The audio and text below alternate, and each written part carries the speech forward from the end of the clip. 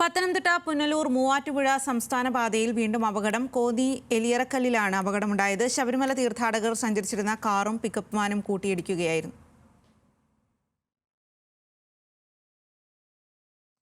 ശ്രീരാജ് ബാബുവാണ് വിവരങ്ങളുമായി ചേരുന്നത്. ശ്രീരാജ്, എങ്ങനെയായിരുന്നു അപകടം സംഭവിച്ചത്? സ്വാതി, ഇന്ന് തന്നെ 1 മണിക്കൂറിനിടയിൽ നടന്ന രണ്ടാമത്തെ അപകടമാണ് ഈ പുനലൂർ മൂവാറ്റുപുഴ സംസ്ഥാന പാതയിൽ സംഭവിച്ചത്.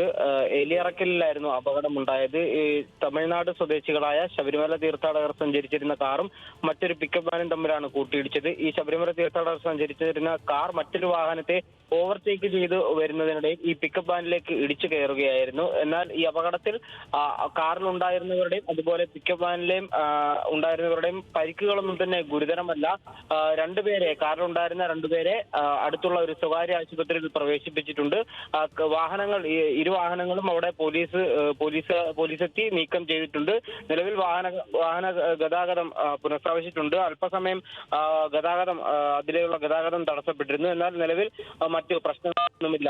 സ്വാതി. ശരി ശ്രീരാജ്.